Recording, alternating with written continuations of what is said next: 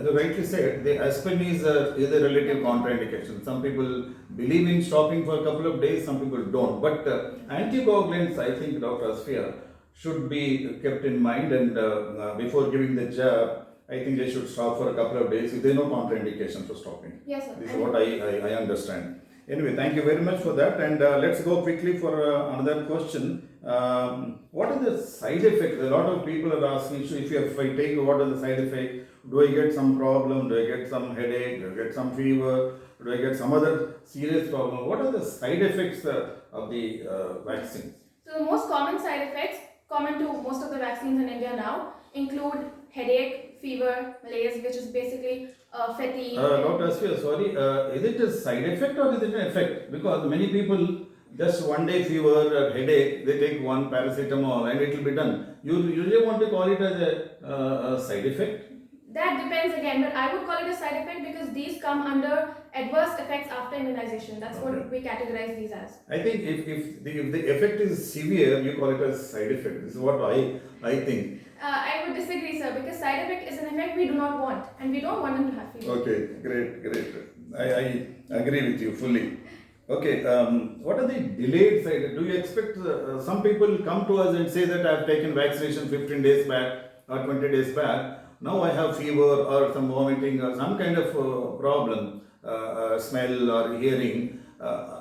What are the long-term side effects of vaccination? Is there any side effect like that? For the COVID-19 vaccine, Yes. for Covishield, some people may have thrombotic, like we said, it can produce thrombosis. But again, that is a very small number, and it was seen in some European countries.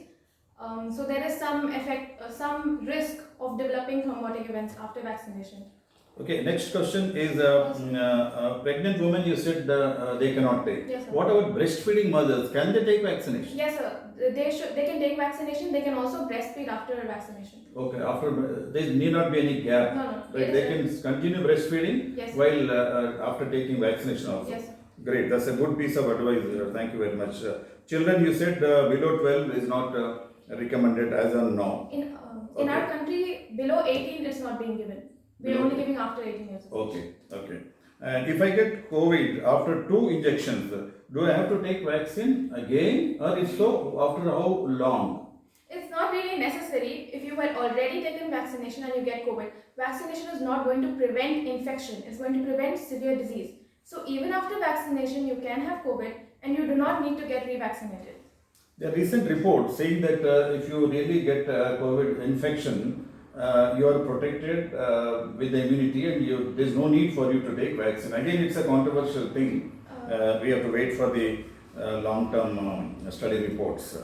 How long should I wait for vaccination after COVID disease? Suppose somebody has not taken vaccination, they got it, and after recovery, how many days they have to wait for the vaccination? If you are recommending them to take vaccination. So we already discussed this. It has to be 3 months now.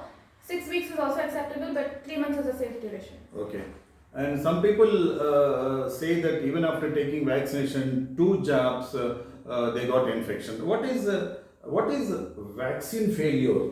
Vaccine failure. Is there any entity like that? Yes, vaccines can fail, and because the effect of vaccines depends on a number of criteria. So vaccines can also fail due to various reasons. Okay. One of those is the cold chain. They have to be maintained at a specific temperature, -2 to -8 for most vaccines. And if that is not maintained from manufacturer to vaccination site, so for that we have insulated vans, we have refrigerators, and we have those thermal boxes. If at any point that is not maintained, the vaccine could lose its potency and there could be a failure. And sometimes failure could also be because of the host factor, that is the person. Okay, as you rightly said, the cold chain maintenance is very important right from the site of production to the immunization center where they are being given the vaccination. So it's very important. Sometimes because of power failure or whatever reasons, if you are not able to maintain the cold chain, there is always a possibility of vaccine failure, and these people can get infection.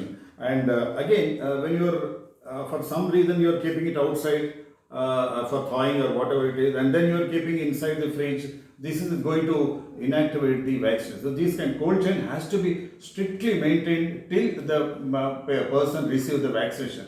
That's what Dr. Asfiya says. Which vaccine is the best? This is again common question people ask me. Should I take X? Should I take Y? We are not recommending, but basically I feel any vaccination good. It is time tested, tested by. After so many research work, and it has been approved by so many government bodies. Every vaccine is good for my, according to my knowledge. But then many people ask, should I take this? Should I take that? What is your take on this? We are in a pandemic, so the best vaccine right now is the one that is available to you. It's Good. better to be vaccinated. Good. So there is no difference between, you should not feel that this is good, this is bad. No. Vaccination is like whichever is available, you have to take. Yes. Right. What is the herd immunity, Dr. Asfi? Herd immunity. We are hearing a lot of, even general public also are aware of all these medical terminology these days. They are asking so many questions, medical questions, including this herd immunity, HERD, herd immunity. What is it? So herd immunity is a concept where if one part of the population is vaccinated, that is artificially immunized, the other part of the population, which is not vaccination, is also protected from that particular disease. And it sounds a little confusing maybe, but it's very simple. This is for diseases that are transmitted from one person to another. So it makes sense because this part is vaccinated, they will not be transmitting the disease as much. Overall transmission will reduce. So the unvaccinated person will have a lesser chance of contracting that disease. And we've seen this with polio in India, the way we've been able to overcome the problem of polio with vaccination, pulse polio immunization programs, etc. So herd immunity played a big role. Yeah, my understanding is like herd immunity depends on two things: the number of people vaccinated in a community or a country, and number of people not vaccinated. There is a percent. They say that 75%. If 75% people are vaccinated or infected, the remaining 30 will get automatically immunity. That is what is herd immunity, right? But it also, the percentage, the number depends on different factors. It depends on the disease and how it can be transmitted. Exactly, yes. So, what is, many people are asking some funny questions like what is a vaccine cocktail? These days we are hearing about this cocktail word many times. So, what is vaccine? To my knowledge, there is nothing like that vaccine cocktail. They are all immunoglobulins cocktail that we are trying in different places in our country. Some are having some encouraging results, but as far as my knowledge goes, there is nothing called vaccine cocktail. People are asking about this.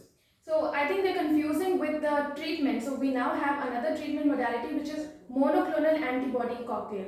So they're mixing a bunch of antibodies and within a day or two patients are being relieved of symptoms. But mixing vaccines is not recommended. Oh. And not because something might happen, but because we do not know what would happen. We haven't tried it So yet. we should never mix the vaccines. You're taking Covishield, first one, and second one you're going for Covaxin. This is not at all recommended. Am I right? Yes, sir. It's not recommended. Very good.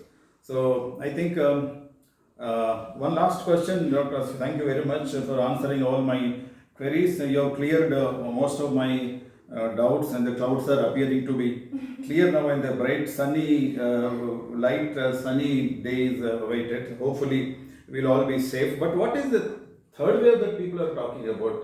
Many people are saying third wave, fourth wave. I don't know. Some countries they had the third wave, it's saying, but is it really going to come to India? Is it a real thing, or is it just a hype, or what should be done? What should we do? So third wave will come, might come if we do not control this now. It depends on how we respond now. If we are able to vaccinate a large group of people, if we are able to convey properly and people are following all the guidelines, all the SOPs, which basically just include mask and you all know what that is. If we are able to control it now, we might not have a third wave. And if we are not able to do it, then we can have, it can keep going on. So it's a disease, and if we do not control it, we can have a third, fourth, I don't know how many. So third wave is a possibility. Depends on our response to this wave now. You're scaring me, Dr. Asfiya. Anyway, thank you very much, Dr. Asfiya. I think you have to take can you just tell us the take-home message of a couple of points? What is your advice to general population? Since you have cleared so many doubts, final couple of take-home points from you, Dr. Asfiya. So the first thing I would say is don't get scared of it. It's very simple. What we are supposed to do and what we're not supposed to do is out there. It's very simple. You're supposed to follow the guidelines, which include wearing masks, double masking or N95 mask, maintaining hand hygiene and avoiding crowds. And if you can, if you have the facility, it is recommended to please get yourself vaccinated. Doing this is enough. You don't have to get scared of it. You don't have to try extra, all those other methods, other things. And it's Very good. basically just that. Yeah, Dr. Asfiya, thank you very much. I think, as she rightly said, everyone should be vaccinated. There is nothing to worry about it. But we also, I think we have to have a social vaccination also. After taking the vaccination, the three components I'll include in my social vaccination, which is, as she again rightly said, the mask, the social distance. I don't like the social distance. You are not social. We are still socially connected on phones, but we are only physical distance. So mask, physical distance, and Hygiene. sanitizer. So these three are called social vaccination. So the medical vaccination, social vaccination. We can definitely prevent the third wave. I can guarantee you, Dr. Asfiya, we India, we can, if together we can prevent the third wave, and hopefully things will clear by another few days from now. And I think we'll close here now, and thank Dr. Asfiya for coming and giving me so many advices, so many clearing my doubts and my patient's doubt. Thank you very much. Thank you for having me, sir. Yeah, It was a- okay, great. Thank you very much. Take care.